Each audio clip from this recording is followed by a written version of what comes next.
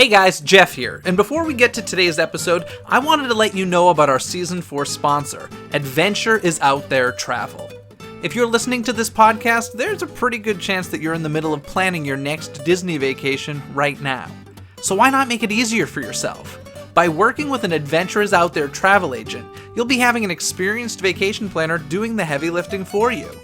Adventure is Out There Travel specializes in making sure your entire group gets to experience the type of activities they want in order to make your trip even more magical.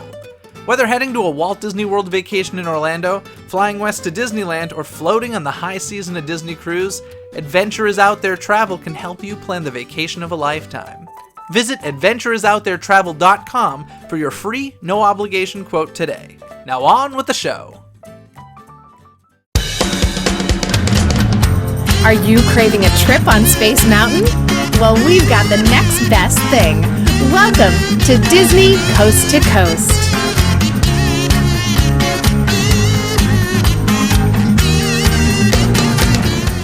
Hey folks, and welcome to Disney Coast to Coast, the ultimate unofficial Disney fan podcast. I'm Jeff DePaoli. And I'm Patrick Dougal. And Patrick Dougal. Before we jump into this week's House of Mouse headlines, we do have to make a little correction about something that was a little bit suspicious. Frankly, we probably shouldn't have reported on it, but we did, about this whole Disneyland Map Auction that was going on, or is going on, where supposedly it was the map that, Walt worked on, the original map to sell Disneyland, and now the truth has come out. It is not quite the original map. This is basically it's a large format photostat or brown line of the original drawing.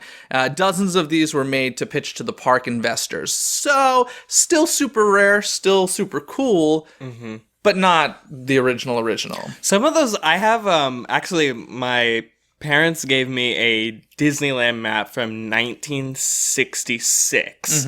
And it's one of those, like, you gotta fold it out. Like that they sold as souvenirs, right? I guess. Yeah. So I have that, which is pretty cool. Will you sell it for $750,000? I mean, it's a random year. I was like, you couldn't get one from 1955. Yeah, I know, that would have been nice. But yeah, so it's not exactly what we originally had said and what a lot of people had originally said. The good news here is that Herb Ryman one that was worked on in 1953 by him and Walt, it's in archives, as we were saying. It belongs there. So, good. So I'm happy that it's there. But if you were looking into that Van Eaton Gallery auction, that's the truth behind it. So our apologies for reporting fake news. And and I think that brings us to this week's House of Mouse headlines. Yeah? Yeah. Cool. Hear the latest news from the Walt Disney Company in today's House of Mouse headlines.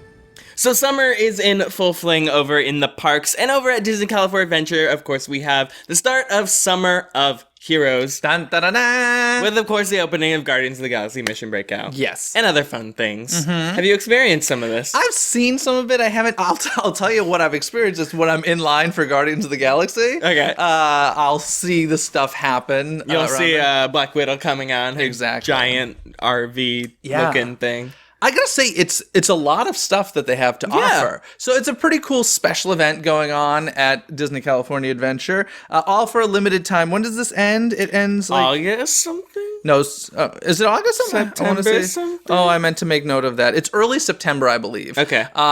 But yeah, so there's the Guardians of the Galaxy Awesome Dance Off. Have you experienced this? I saw it from the line as well. Exactly, yes. So this happens, I wasn't expecting this to be the location of it, but it's in front of basically the sign for the ride, which, by the way, you pointed out something very cute to me about that sign. Why don't you tell that? Just 'cause I'm sure a lot of people walk by it and never notice. Yeah, so very good theming in the sign. The sign says, I think it's for the first time on display, the Guardians of the Galaxy. And there's letters missing. The letters for the first time on display, the letters at the bottom are the ones that spell out mission, and then breakout is written in red paint. So what it is the sign was supposed to say for the first time on display, Guardians of the Galaxy, and that was it, because that's what the museum or the Tavan collection is about. But it's Rocket who took those letters and wrote mission and then wrote breakout. Yeah, and of course you see his little red paw prints from the paint all over as well. Super, super cute. Like, it's... You told me that, and I was like, oh, I guess I had never actually looked at the sign. Of course, you see the red paw prints and the spray paint stuff, but it was such a great detail. So I love that. But in any case, this awesome dance-off takes place in front of that sign. We got Star-Lord. And Gamora, and then Groot comes out towards the end, and they just have a little dance party there that happens. And then there's, I think after that, once Groot is out, he comes out to the end because it turns into the meet and greet. Yeah.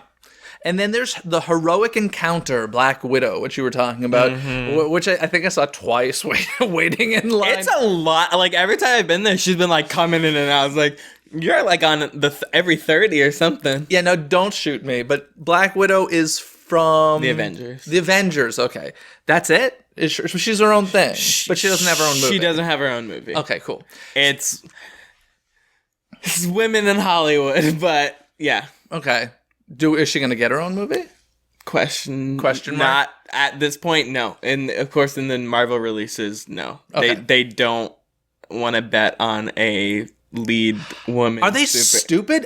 Hello, Wonder Woman just did so well. Yeah. And number two, I feel like even without Wonder Woman, I feel like people are craving that, the female superhero. That I don't know, that seems silly to me, but well, what do I know? I don't watch those movies. But yeah, so this is, I'm trying to figure out if this vehicle that comes out, this big army truck, if it was repurposed from anything, because it seems like quite an investment. Like I just expected, like I remember when years ago I saw the Toy Story soldiers in Disney's Hollywood Studios, and I recognized that like their army vehicle was a repainted Teenage Mutant Ninja Turtles van. And, like, that's just kind of what I'm expecting from the Black Widow vehicle, but I don't know. You know what it kind of does look like? What? Because she's in, like the truck portion. It looks like the Mr. Potato Head float, where he's in, like, the back of the toy truck. Maybe. But no, they're still using that. Oh, okay, they're still using it. All right, cool. In addition to that, now, does she do meet and greets after she comes out? Or is it just a little show? You know what? She's in the Avengers Initiative training as well. But yes, I've seen people taking pictures with her, so I'm going to assume yes, but I haven't seen the actual, like, photo location. So that Avengers Training Initiative is over at... the secondary, like, Mad Tea dance stage? Yeah. Cool. That's what I just call it. And is that a show, or this yes, is it more is like Jedi Training? It's Jedi Training, but Marvel. Okay. It's very cute. Can you do it as an adult, or is it just for kids again? No, it's just for kids. Bummer. And in Jedi Training, you get, like, a certificate or something at the end. Here you get, like, badges, which is pretty cool. Cool. And then, of course, there's the meet and greet with Captain America and Spider-Man over there, which has been going on for a while. Yep. The Hero Action Center, which is an interactive quiz. It is a BuzzFeed quiz. Is that what it is? They're like, take a quiz and find out which character you like. I'm like, this is very BuzzFeedy. And of course, when you have these special events, there has to be special food and special merchandise. Yes. So the special merchandise can be found at the Collector's Warehouse shop. Mm-hmm. And I gotta say, there is some bit of food that, like, sounds really good. I haven't had any of it. Have you? Yes. What'd you have? I had the nachos. Oh, they looked really good. They're good. They're very really good. I think that's all I had. And this is, by the way, all happening all around that Hollywood land area of Disney California Adventure. There's the Angry Little Pudding Cup, which is chocolate pudding, chocolate cookies, whipped cream, and funnel cake fries. The first time I saw that, I didn't know they were funnel cake fries, and I was like, why did they throw French fries into this thing? They look amazing. They look good. They look really, really, really good. And of course, specialty items with food related. We got the Groot Sipper, Spider-Man straw, and a Guardians of the Galaxy Mission Breakout popcorn bucket. So it's quite a big event that I keep saying. I've been in the park quite a bit lately, but I keep saying, I gotta go see the Summer of Heroes stuffs, and I just never end up getting to it. I gotta go check it out. There's also shaved ice now in the parks, and they have this one called the Milano, which is the ship, and it's orange, like, shaved ice, and then blue ice cream. Ooh. Yeah, it looks What pretty does blue ice cream taste like? It tastes like vanilla, but it's supposed to be like a orange creamsicle. They're just getting ready for the blue milk. They're just gonna melt all the blue ice cream, like, blue milk. Could be. And then there's also giant Groot bread. Oh yes! Oh my god! So, but it's baby Groot bread, right? Like, it's just his head. It's Groot's head. So if you remember, over at Disney California Adventure, they sell sourdough loaves of bread, and they had the shapes of Mickey Mouse, which, by the way, I've gotten before and just, like, chomped on. Oh, it's great. It's delicious, the sourdough bread. Now they have Groot. I don't know. Are the eyes olives or what? I think there's two versions. They have regular group bread, and then they have a jalapeno cheese group bread. Ooh, it looks really good. I gotta get it. But I yes. So there's some cool specialty food and Items. souvenirs. Speaking of merch, did you Yeah. notice in the gift shop at the end of the ride, they also sell like 80s toys too? Yes, There's I like did a see light this. bright you can buy and stuff. I saw this. Yeah, very retro, and I think Wizarding World of Harry Potter did this really well in the what's the toy shop called? They're connected to the candy shop.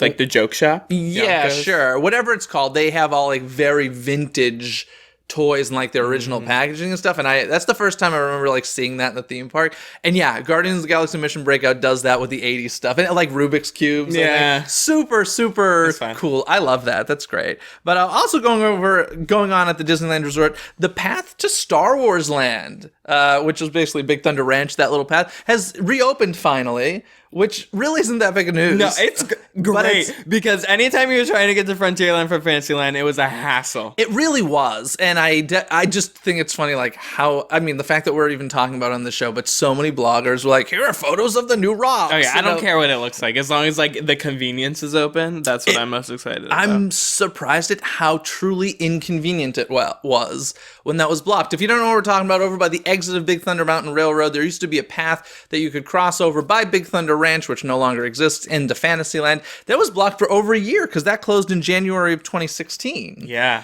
And so now it is finally reopened. We can have that easy path. And apparently we can see that Star Wars Land is going to have 2 entrances, it looks like. Ooh. So they're already considering the insane crowds that they'll be getting. And in and out. Yeah. In and out. In and out. That would be interesting if it was one direction only per entrance. That'd be... They do have they do have 2 entrances to Pandora right now, but it is one is in and one's is out. Okay, that's maybe what they're going to do, which I think actually works well for crowd flow. But in general, all of that stuff that was, shut down for construction of Star Wars Land is starting to reopen, although it's not open to the public yet. We have seen like the Mark Twain test to run around the rivers of America. We've seen the barges moving. So we're getting ready for Fantasmic and some awesome coming. stuff happening. So that's pretty exciting. Moving over to some Disney movie news, we got a new trailer that released, the Coco trailer. Full trailer this time. Yeah, although a lot of the footage was from the teaser, we did get a couple new footage and maybe more of the story now. Miguel enters the Land of the Dead, first human to ever enter, and now he has to get back. Can I tell you, this movie looks really good? It looks very good. Like, really, really good. I'm so excited that it's like a new original Pixar that looks so good, based on the Day of the Dead, which is a Mexican tradition, I believe, right? Where they celebrate the dead and just remember their loved ones. And so, yeah, the character goes into the land of the dead, and the design is so unique because that celebration has a very unique look to it. The skeleton masks, but like a fun way, not scary way. And so like all the dead characters look like that, which I think is so cool. It looks great. Does it Oh, actually, one thing I want to say about the trailer that I found interesting. This trailer has kind of gone back to an old tradition that I feel like we don't see so much anymore in movie trailers, and that's like the old "in a world" voice type of thing. Did you notice that it had that? Kind of, yeah. Yeah, it was like, what's the character's name? Miguel. Miguel visits the dead, like type of thing. Yeah. And they had like a narrator telling it, and I was like, ooh, are we getting back in that little swing of things? I didn't notice it, but now that you point it out. Yeah, I noticed it because of voiceover stuff, but I'm always like, it obviously makes sense. It's so much cheaper just to put text up on the screen. But when I heard it, I was like, ooh, the Don LaFontaine-like voiceover lives on. Yeah. So that was cool. But does this remind you at all? Did you get any memories of a live-action film from the 80s? It's slight, but there were certain things I was like, this just reminds me of Beetlejuice. Where he's like, there's a part where like they were checking into the Land of the Dead or something. It just reminded me of a scene from Beetlejuice. It's probably a stretch, but in any case. Well, I think they were trying to leave because what they say is they explain it for the Mexican holiday, the dead come back to the earth. Yeah. But never has a human gone to the Land of the Dead. So I think they were like Because it was like almost like a customs check. Like Yeah. they were like leaving to go, and they're like, "Do you have anything to claim?" And they're like, "This guy." Yeah. So I don't know. It looks so good. And it seems like it turns out he finds his like family who he never knew because they're obviously dead. So now his family has to help him get back. This one's gonna be a tearjerker. I feel it. Yeah, this one's gonna give you. All I'm the excited. feels. I'm very excited for the music. They seem to be holding that back a bit. Who is composing? You know what? I don't know. But it's not a musical. They've announced that there's some songs. Oh, that's right, because like one of the lead characters plays guitar Yeah. and stuff. Yeah. Cool. Well, that's exciting. Well, guys, that's just the little bit of news we're going to give you this week because we need to go on a trip report. Because Patrick, you recently went to Orlando, right? I did. That's right. So of course, there's some new stuff there to check out. So let's go on that trip report right now.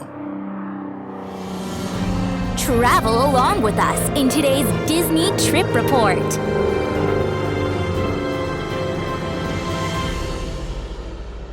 Okay, Patrick, how was Orlando? Lots of new stuff, huh? Yeah, very rainy, but Yes. pulled through. Of course, one of the most exciting things I was looking forward to was Pandora and Happily Ever After. Mm-hmm. Got to do both of those. Excellent. Let's start with Happily Ever After. Happily Ever After. We've discussed it on this show in a few episodes back. But of course, seeing it in person is a whole new thing. If you're not familiar with it, this is the brand new fireworks and projection show that happens nightly at the Magic Kingdom. It's mind blowing on video. Yeah. It's mind blowing. So It's great. It's so good. even better in person. It's even better in person. The only thing I do have to say is the projections are so good that you don't watch the fireworks. I have that problem in general with projection / fireworks show. I felt that way during Disneyland Forever. That I was just like, oh, there's just too much, especially It's too much especially at happening. Disneyland Forever because like you kind of if you're on Main Street looking Yeah. left or right for projections and fireworks straight ahead. So yeah, I do feel that. But I think Disney these days is very much aware that they need to create things that make us need to see it more than once because Exactly. we're in the park so often. So that's not necessarily a bad thing. No, I was so happy with it. So happy with it. Perhaps your favorite fireworks show? Yeah. Beats Wishes? Yeah. Oh my god, yeah. How do they It has like my like two favorite sections: Hercules and Hunchback, yeah. and Jordan Fisher. What can go wrong? checkbox win Yeah. for Patrick Dougal. So was there anything that like you didn't notice watching it on YouTube that you were like, oh wow, cool? I don't think so. Where did you watch it from? I watch it from like the hub, like the partner statue. Okay, do you feel like so I think we can easily say that this is a show you need to see from Main Street or the Hub. Yeah. Do you feel like people were watching it from other places, or do you feel like the Hub was more crowded than normal because of this fact? Like, was it just a mess?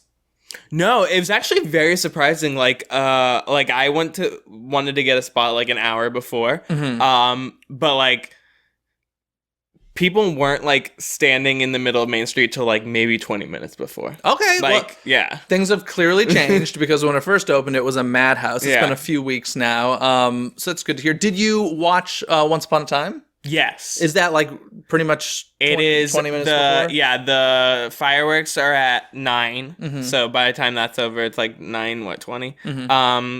And then 9:45 is Once Upon a Time. Wait a second. Wait, whoa. So it's like a bit 20 minutes. Once Upon a Time is after Happily Ever After? Yes. No. Shoot me in the head. That is wrong on so many levels. Yeah, it's afterwards. What? Yeah.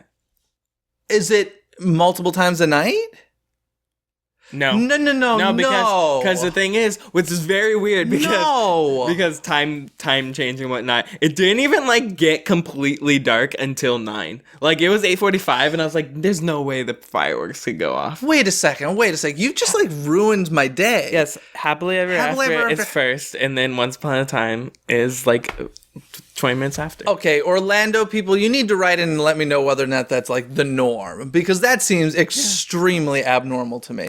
You just destroyed the bookend. The lighting doesn't even. It's Well, not then even good till 9. fireworks should be at 9:30 or 10. Like, I don't care. You cannot put Happily Ever After before Once Upon a Time. To just let you know, like not a lot of people stayed. Oh, really? No one. Do you think watches people don't Happily. even realize that Once Upon a Time is a thing? Could be. I know. Well, after the fireworks, they like Make they an make announcement? a 5 minute they make an announcement like 5 minutes after. And people just but don't like care. after the fireworks, people left, and then I walked right up and like sat down and watched the show. Okay, let's talk about why on so many levels this is wrong. Number one, the bookend. The worst thing about part is you watch Happily Ever After, and Once Upon a Time is so underwhelming. Exactly. That's what I was just gonna say. You're basically giving the grand finale before the original show. That's stupid. Who made this decision? That's infuriating to me. Oh, Well, that's what it was. I hate that. That just ruined. Oh, I hate that. That's Oh. Anyway, let's move past that. I can't even believe that. I honestly want to be sitting in on those meetings and be like, what? What are you thinking? What are you thinking? That makes no sense. Probably going away. It's so new. Once Upon a Time is like, what, a year in? Yeah. It should go away, as we've said. Happily Ever After covers it all. But in any case, that's just mind-blowingly dumb to me. Before we get to the big Pandora, is there anything else new that you did that you want to mention? Yeah, Pixar Live Oh, yeah? How was that? at Hollywood Studios. It was great. Yeah? It was so much fun. I loved it. How long was it about? It was about 30, 40 minutes. Okay. Oh, it's a good length. Yeah. They covered a lot in that time too. Not like every Pixar movie, obviously, but the weirdest / funniest part is between each like segment when like one was characters. done, the character was just come Yeah. out and they're like, Yeah. and then they walk off. Yeah, we've talked about this a bit on the show, but I do feel like that's more of the, hey, we have to entertain the Yeah, kids. Kids yeah. aren't going to sit still for 40 minutes listening to an orchestra. So I get like the necessity of them, but it does feel a bit out of place. Well, that's cool. Did you happen to catch the new projection show at Disney's Hollywood Studios? Yes. How is that? That was good too. It's just like a fun thing. It wasn't like mind blowing, but and that is before Star Wars: A Galactic Spectacular. Yes, because Spectacular is the grand finale to the projection show, which is how Magic Kingdom should do it. Just saying. I left after the projection show. You didn't stay for Star Wars? No, I've seen it before. It's so good though. And we were like done. It was All raining. right. Oh, We watched the man. projection show in the rain. Okay. Um, Did you see Newsies? yeah, it's like in the side. It's on the left. corner. Did you see Hocus Pocus? No, Somebody's told me Hocus Pocus is in there. I haven't seen it either. I didn't see Hocus Pocus. No, Honey, I Shrunk the Kids. No. No. But yeah, it was fun. Cool. I liked it a lot. And was that anything else new before Pandora? I met Baby Groot. Oh, Baby Groot's the cutest. He was very cute. Don't you wish he was here instead of average size Groot? No, I like Big Groot. No, I like Big Groot. Baby Groot is the cutest. Baby Groot is very cute, but I like Big Groot because you can actually like hug him. Oh What else? Anything new at Epcot? Not really. no, I met Baymax and sat enjoying it. that's been there for. That I know, but not for me. That's the first time I met them there. Well, let's get to the big thing. That is Pandora, the world of Avatar. Of course, they had a big opening dedication ceremony in which Bob Iger was there, and Joe Rohde, and a little guy named James Cameron, who Mr. Iger likes to refer to as Jim. My good pal Jim Cameron. And yeah, it was a little. Did their ceremony remind you of any other ceremonies we've seen recently, with the tribal people banging drums? Volcano Bay. Yeah, it looked a little bit like Volcano Bay. The craziest part is you're just like, yeah, Joe Rohde opened 2 attractions, but so did Zoe Saldana. Yes, that's crazy. She's like, I'm gonna open Avatar and Guardians of the Galaxy. It's pretty impressive, I gotta say. So it was a nice dedication ceremony. It seemed like it was mostly press people there, but it took place right in front of the floating mountains, which is the centerpiece of this entire land. But what do you think? You went, I guess it was a few weeks after the opening. Yes. So crowds were Expected. It wasn't as crazy. They have been posting way higher times than they actually are. okay. At least that's what I've noticed the whole time I was there. It's a fun land. It was very hot when I was there. I kind of like had to learn my way around it. It's kind of very confusing. really? It's very like winding But and like Isn't that fitting for Disney's Animal Kingdom? It works well. First ride we did was Flight of the Passage. It had like a 200 20-minute wait, but we only waited about 2 hours. Okay, so not bad. 120. This ride though Really? is so good. That's what I've heard from everybody. I can't wait to experience this only because my expectations are like low. No, it's so good. I mean, it is Soarin'. Yeah. But like Soarin' like 5.0. Like it's crazy. Because of what? What makes it so much better? Is it the ride mechanism? Is it it's Soarin', but thrill? like it's Soarin', but add like thrill to it. Like Soarin', you're on a thing and you go woo. This is like woo. Like you're like going. I love that description. That's fantastic. And it's a very well done reveal. Soarin', you like get it. You see everyone get in. Yeah. You're in a little room. Yeah. And then the thing like opens up and reveals like the giant screen. You'll only notice other people if you really turn your head to the right or left. That reminds me of the Back to the Future ride. It is very like, but like imagine Back to the Future, but like multiple. Like I think there's like 3 levels. There is in Back to the Future too, but like maybe even more. There were like 20 DeLoreans in that ride, which I didn't realize until okay. So then it's like exactly like that, but like it is from what I've seen. But obviously 21st century version. Crazier. But just Back to the Future for a second, just because I need to talk about it. I didn't realize for the longest time there was no ceiling on that room, because when you looked up in that, when you're loading the DeLorean, it was just dark, and then it was like, oh wait a second, there's no ceiling, and you're just like being lifted up. It took me like so many years to realize that, and then it changed my life when I realized it. Anyway, so Flight of Passage is mind-blowing. How claustrophobic is it? This is the question Jeff DePaoli needs to know. Oh, no, I didn't feel claustrophobic at all. The leg locks aren't like overbearing. I didn't even feel them. The back pressure thing? Fine. Okay, cool. Very, very fun. I connected with my Banshee, so he was so cute. Oh, he was breathing. I felt him. Yeah. That's like, it feels very real. It's like almost like because he breathes depending on what's happening. What's happening? Yeah. Like when he dives, he like breathes really and holds it, and then like when he's like landing, he like does that. That's cool. And lands. The ride is actually pretty long. It's a good 4 or 5 minutes. How many times did you get to ride it? I rode it twice. Okay. The second time I actually looked backwards, and it's crazy. It's crazy. Because you have to put your bag on like the back of the room in this bin, and they tell you to push it all the way in. And now I know why, because I looked back and like the room like that you were in before is like completely gone. Yeah, and you're pushed forward or something? I don't know. No, the whole room moves up and down. It's crazy. It's insane. Okay. You don't have to be an Avatar fan to enjoy the ride. How's the 3D? 3D is great. I had one complaint. The glasses were very loose. Oh, okay. I thought like they would fall off in the ride. Are they not like the same version that you would get on like Forbidden Journey? No, they're clear.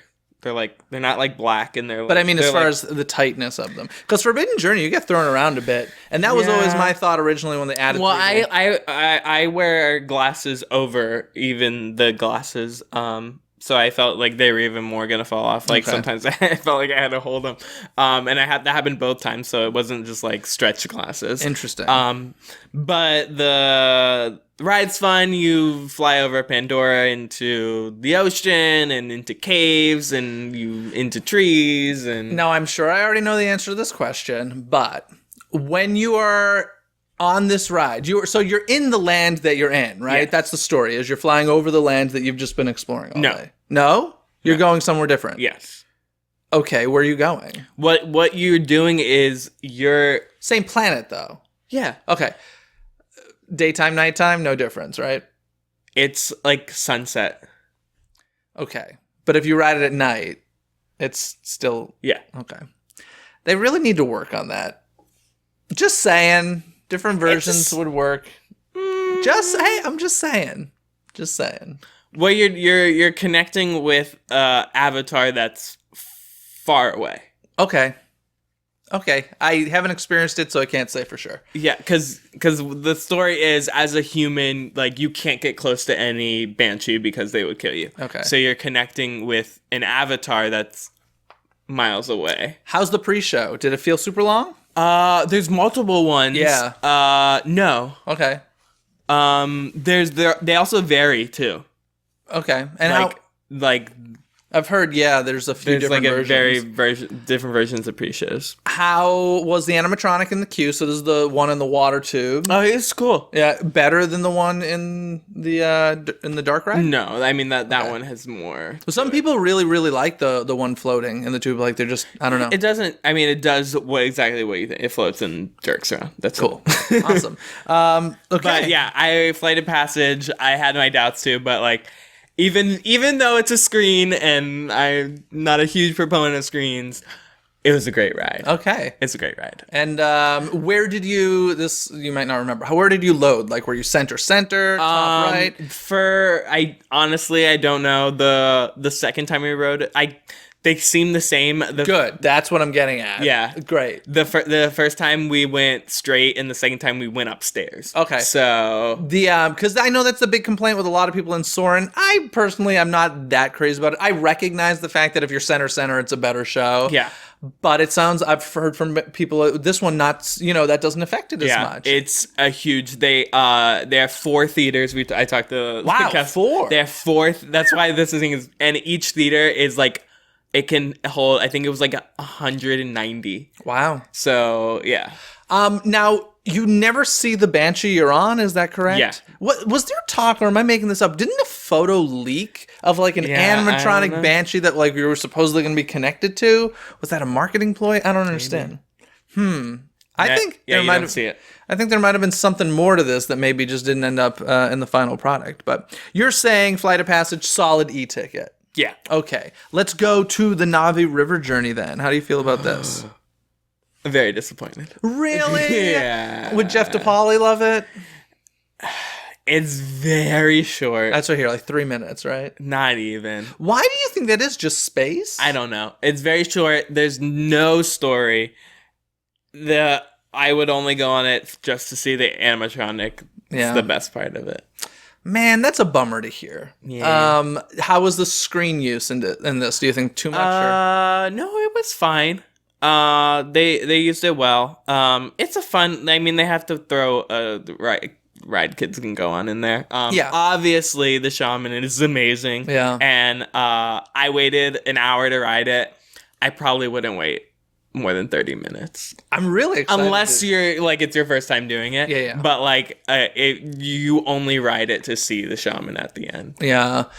Is there a second animatronic or no? Is it just the one? Okay. Mm-hmm. Now I do want to say I've given this attraction a lot of crap for the whole continuity daytime nighttime situation, but somebody wrote in on YouTube, Shawnee D, thank you for leaving a comment, that supposedly in the Satuli Canteen, am I saying that correctly? Mm-hmm. At the Satuli Canteen, there's a framed letter saying that part of the forest is so dense that no sunlight can enter, and therefore it stays bioluminescent all day, which is a little story detail that is at the Satuli Canteen. If this is in fact true, I appreciate the fact that there's an explanation as to why it might always be bioluminescent in that attraction. And if that is in fact part of the story, they should make that more obvious. Well, you do start off indoors. Like it's actually like the load and outload is like inside. But I think there's a screen that shows like the moon. So. Oh, okay. Well, then there goes that theory. But overall, like just exploring the land, is this something that you could spend hours in? It's very beautiful, especially at night. Okay, so now that's interesting because Aaron, who we talked about it on a previous episode a little bit, he was really disappointed by the nighttime. He was like, he preferred it during day, which he is the only first person I've heard say that, but I was a little surprised. So it's not as bright as you would think. Almost like dangerous, I hear. Yeah. Like it is very dark. Like they can't put they have lights to like, but like very dim because they want the bioluminescence show. But like I was like, I can't see where I'm going at some points. Do you think like 6 months we're gonna see it get brighter in there? Maybe. Yeah. It sounds like they relied heavily on blacklight effects as opposed to internal lighting, which means if you're using blacklight, it just needs to be dark. Yeah. So maybe didn't think that through all the way. Yeah, it's very dark, but it's super cool. I mean, it's bit different experiences, daytime and nighttime. Yeah. Does it make Disney's Animal Kingdom a full day park? Yeah. Okay. Yeah. Also, speaking of Satula Canteen, great food. Did you get the blue cheesecake thing? Yes. How good is it? It's good. Okay. It's not like cheesecake. It's like a mousse. Oh, it looks so good. But you can taste the cream cheese. Then I had the Night Blossom, which is a signature drink. Very good. Is that the one with the glow inside? No, it's the I think you can get it with it, but it's like the frozen slushy that's with like, the little with the bobas on yeah, top. I thought that was a light up one. No. Okay. I mean, maybe you can get it with the. I didn't get it with the light up. Okay. It's all good. All the food there is great. Probably I'd say Be Our Guest is like great quick service, but they don't do quick service anymore. They don't for lunch? No, well, you have to have a reservation now. Oh, yeah. Okay. But I'd say that's very, very good quick service. Cool.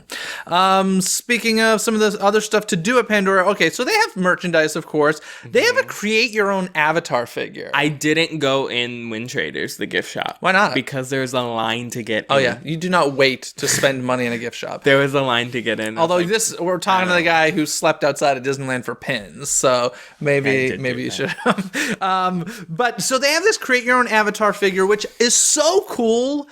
I would never get this because I'm just not a big enough fan of the franchise. But actually, having said that, you're a huge fan of the franchise. Did it live up to the film that you love so much? Yeah, the story is very well told in terms of what the year. The year is it's 50 years after the Great War. So I thought it was 20 years after the last movie. Okay, then is 20. What I keep hearing. There's a good amount of years between what happened.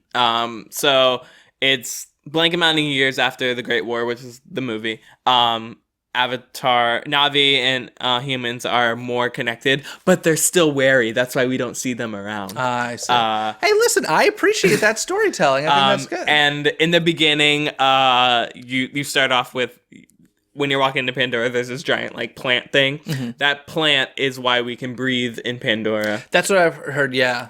It removes all the toxins. So that's why we don't need masks. So they explain all this stuff, but they still don't do the nighttime stuff that they do it outside because daylight. Sure. Bioluminescence. Sure. But in the ride you experience both because you go into a cave and the bioluminescence comes out. Oh, cool. And the seeds of Awa come towards you. Nice. Anyway, back to the action figure I was talking about. As a diehard fan, I feel like you would have loved this, but they apparently do face scans or something and print out your own action figure, and you get to choose special details about your avatar figure. But this is so cool. And then the package that it comes in is that tube that you see the floating avatar in, or the floating Na'vi in. No, wait, that's an avatar. Yeah, right? that's an avatar. So confusing. Avatar has 5 fingers, Na'vi have 4. Okay, good. And isn't the eye color different, or did I make that up? They have yellow eyes, right? The Na'vi? I think maybe they have yellow eyes. 4 and 5 fingers. But yeah, they so it's a human Na'vi hybrid action figure. They use a digital process to create and personalize it, and reservations are required for this. So if you want to do it, do it. I don't know what the cost is. It's $75, I believe. Expensive, but very unique. This is not the first time they've done this. They've done this before during Star Wars weekends and stuff, where they put your face on a stormtrooper. Oh, I didn't. Wait a sec. Not with you had the helmet off. Oh, that's so it was your face in a armor body holding the helmet. That's cool. I like that. There's also a whole Banshee matching process because they sell, I guess they're baby Banshees that sit on your shoulder, and there's how many different versions? 6, 12, something like that. There's different versions of this, and there's the matching process. They're selling out of these things like crazy. I saw, because you get them in this little box, and I saw a bunch of people holding the boxes around. Yeah, so some pretty... Almost like a Build-A-Bear when you get the little home box. Yes, that's what it reminded me of when they were describing the process of matching. I was like, oh, this is like a Build-A-Bear. So some pretty cool, unique things going on over there at Pandora, so that's cool. Another thing that is kind of a continuation of something that already exists at Disney's Animal Kingdom is the Wilderness Explorer badges. Yeah. Okay, first of all, let me just say, I never even knew this existed at Disney's Animal Kingdom. What was that? Wilderness Explorer. Oh, is that there's? I don't know. It's like this. I don't know. It's actually like this. Wilderness. For those that are listening, that's exhilarating for them. Have you ever done this?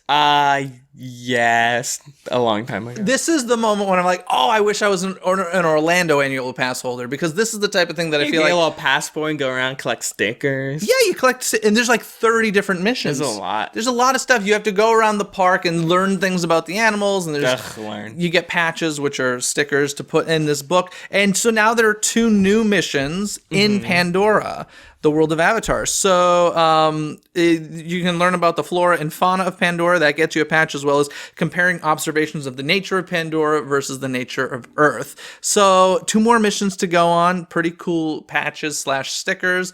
And I really want to do this now. It's fun. But that's like time consuming. Yeah. That's like a full day. Yeah. 30 missions. It's a lot. So that's why I've never done it. I do have to mention, I just remembered Yeah. a fun little thing.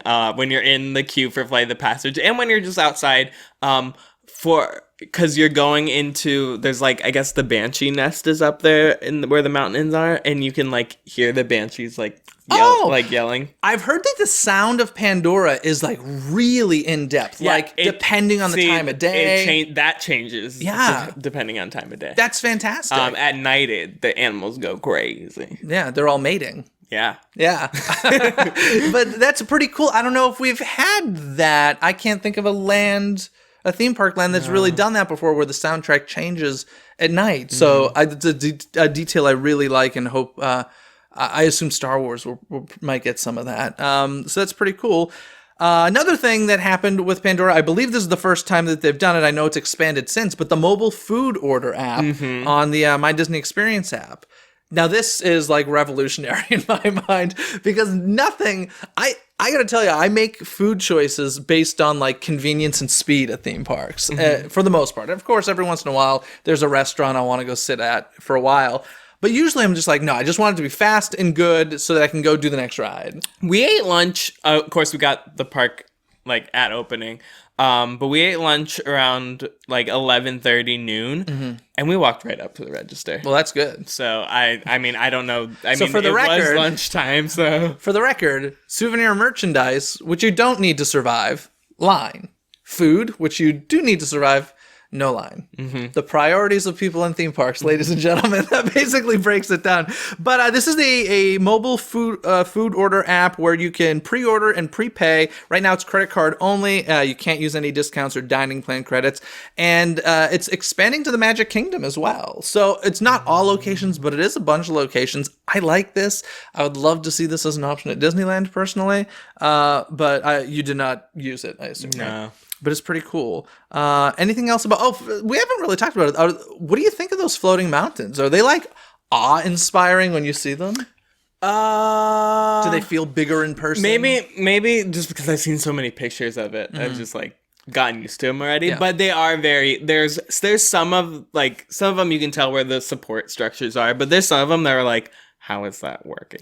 I am curious, like, if they're made of, like, extra lightweight material, because obviously they have very small support beams, which is cool. I was saying on an earlier episode, they were supposed to move. Did you know that? Oh, no. They're supposed to be on hinges and move, like they're actually floating. And that was something that was obviously never... Not in the Orlando hurricane season. Oh, goodness. Good thought. I never even thought of that. Can you imagine? Actually, I wonder. Those things had to withstand some serious like hurricane testing. So that's even more impressive that exists out there. Yeah. That seems like something that would have maybe been created here at Disneyland. They do it. And then they're like, okay, let's copycat it in Florida. And they're like, oh no, we have a problem.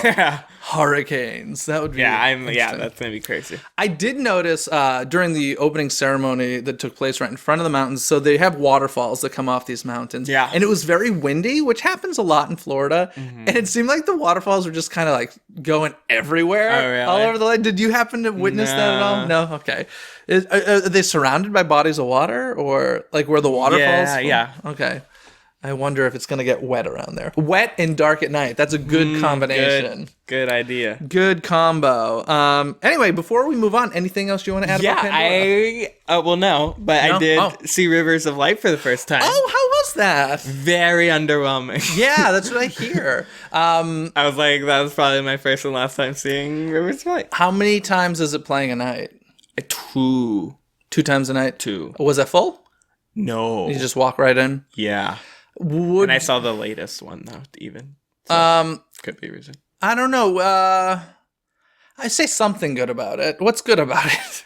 I mean, it's original. Is it okay? It's non-IP. Are there I think any? it would work so much better as an IP. Yeah. Would you want it to be Pandora? Just like Animals in general? This is like Lion King and Jungle Book and like. Is it like one of those things where like it's a hard story to follow? There's no story. Are we sure? Because people can say that about Illuminations, and Illuminations does have a story. I didn't. It's just like it looks like they just took footage from all the Disney nature films and just like, here's cats. How's the live actor portion of it? Like, does that enhance it at all? I didn't really watch them. There's only 2. Okay. Like I would see it for one time. Yeah. I'd feel like I'd rather go see Happily Ever After again. Like if if you're having nighttime spectacular, of course, I'd go see Fantastic, go see Star Wars. You don't need to see Rivers of Light. Yeah, that's disappointing. Unless you're there for the whole day. Sure. Now, before we move on to trivia, I do want to ask you, I know that you went to the new Universal Water Park, the Volcano Bay. I am curious, they have a Magic Band-like system called the Tapu Tapu. Mm-hmm. I'm just curious your thoughts on comparisons with Magic Band. First of all, how's the park? Did you love it? It's so good. Is it? It's so good. Is it like really like new generation water park? Because that's kind of how it's like they've been kind of advertising it as like a 21st century water park. It's theme park. It's a very immersive water park. There's nothing crazy new except Krakatoa, which is the aqua coaster. Okay, I was blown away by that. It is a roller coaster in water. Like, is it really scary? It's very fun. Oh, okay. It uses the magnet technology of like launches. Yeah. You launch up faster than you do like going down. Oh, I just got scared thinking of that. It's crazy. Like the first thing you go down and then you launch up. Wow, I didn't realize there's that. There's magnets under the raft. But there's no track. You're just floating on water. Yeah, it's very fun. So you're on a floating device that has magnets in it? Mm-hmm. Oh, interesting. And then I guess they repel. That's how like the Mummy works with the launches, all magnets. And then they have 2 different lazy rivers. One's a calm one, and one they like throw waves in. That's really fun. That's cool. But the volcano's beautiful. In terms of Tapu Tapu, it's big. Mm-hmm. I think they're refurbished Pebbles, which are like the original smartwatch before like Apple Watch. But it works the same. You get ride times. I did connect my credit card through the app, so I did tap to pay, which is very convenient, especially at a water park instead of holding stuff. Now you have to return these at the end of the day. Yes, right? you have to return. The only thing is, it makes sense but doesn't. If you're over 21 and want to buy alcoholic beverages, you have to hold your ID with you. Okay. Because you could just take it off. You can take it off and give it to someone else. Yeah, that's what I was like. Can you just like add the ID to the thing? But I guess not. Would it be cool if you could add a picture and then the picture like comes up? Now this does have a screen on it. Yes, right? it has a screen. That's the one thing about Magic Band that's always bothered me is like Magic Band. I feel like relies on you having a smartphone, which of course most people do. It's very nice with the screen. It's even touch. You can touch it.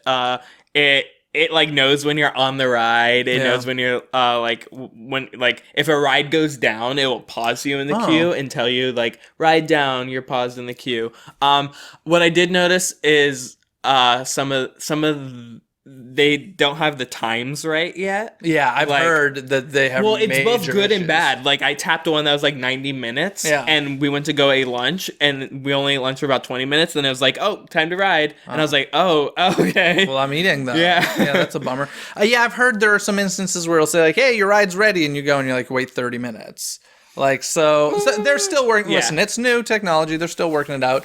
But I was curious between that and Magic Band. Yeah, they're different, but the screen is nice. I think Magic Bands obviously have more capability with like rooms and stuff like Yeah. that. This is just like your water park, and there's no extra charge for it at Volcano Bay. Which is nice because that's very unlike Universal. But how do they collect it back at the end of the day? You just Yeah, it's just like, but it's what you do with like 3D glasses. really? So there's- you could walk out pretty easily with it. I mean, if you there's a good amount of stops with like they're almost like garbage can type things.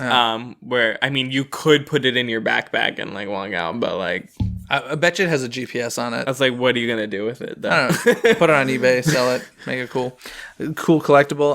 Well, cool. I was just curious about that. But anything else you want to add before we head to trivia? I don't think so. Okay, well that means it's trivia time. Hey folks, today for trivia time, I have Amy here with me. Hello, Amy. Hi, Jeff. Welcome to the show. Thank you for having me. Now, before we get to trivia, I do want to mention you have your very own Disney podcast, Yes, the Disney Diet. The Disney Diet. Fairly new, but how's the podcast world going for you? It's fun. It's easy. I like Disney, so I never have trouble. Sometimes you're like, what am I going to talk about for an hour? And it's like, it's Disney stuff. All things Disney. It's pretty easy. Yeah, it happens. And you guys have an episode once a month. Actually, you co-host with one of my co-hosts. I do, Mr. Aaron Fairbanks. That's right. And I know that you also are a big fan of Disney food. Yes, I think that's the best ride at the parks. The best ride of the... I like that. I like it. You should put that on a t-shirt. The best ride at the Note Disney to parks. self. Food. But you also have a food Instagram account, yes? Yes, Disney Nosh, where it kind of just gives me an excuse to eat more Disney food because I can take pictures of it and put it on Instagram. Sounds good to me. So let's do some food trivia, shall we? Yes, please. Do you want to ask me a question first, or shall I ask you? Ask me first. Okay, so we're talking food at Walt Disney World. Oh, boy. What is the food that is consumed most at the Walt Disney World Resort every year? Every year. I'm between two. I'm going to say popcorn. Ah, Is it? yeah, she wins. That or a turkey leg. Popcorn is the winner. Over 5 million boxes, bags, and buckets of popcorn sold every year. Wow. And here's the cool thing about this, if you're a business person at Disney, it's the cheapest stuff on earth to make. Like, Yes. But there's something about having it at the park. the profit margin's through the roof. Yeah. The smell, I'm not a huge popcorn guy. I don't dislike popcorn, but it's never really something I crave. But I will say the smell that they pump out in the Disney parks of popcorn. It's tempting. I could be so full and I'm like, I smell popcorn. Yeah. I need it. It's delightful smell. It's lovely. Well, you win. Yes. Boom. You deserve to have a Disney food Instagram account. Oh, thank you so much. What question do you have for me? Okay, my question, Dole Whip's one of my favorite things, so I figured we'd make it about Dole. When did Dole start sponsoring the Enchanted Tiki Room in Disneyland? Goodness. I think it was from the beginning, and now I have to think what year the Tiki Room opened, if that's going to be my answer. My answer's going to be, it was 1960... Was it 1965 that the Tiki Room opened? Tell me this, is it the year that it opened? No. Okay, so me trying to think of that really doesn't matter. I know. But was I right about that? Do you know, what year did the Tiki Room open? It was the first audio animatronics, so it's before Pirates and all that. 68. No, because Pirates is 67. So, I don't know. I hate myself for not knowing that. But okay, so let me guess. If it's not opening near, I'm going to go with 1967. 1976. Whoa! Yeah. And they didn't even start doing Dole Whips, and that was just straight up pineapple juice and the spears. Whoa. And the Dole Whip and Dole Whip float weren't started until 1986. Wow. So 1976 is when Dole started sponsoring the... I wonder if there was a sponsor before that. That I do not know. Huh. Interesting. Well, you stumped me because I honestly thought it was an opening day thing. That's fun. Anyway, That's fun. Yay! thank you, Amy, for coming on the show for today's trivia time, and we'll have you back sometime. Okay, good. Thank you for having me.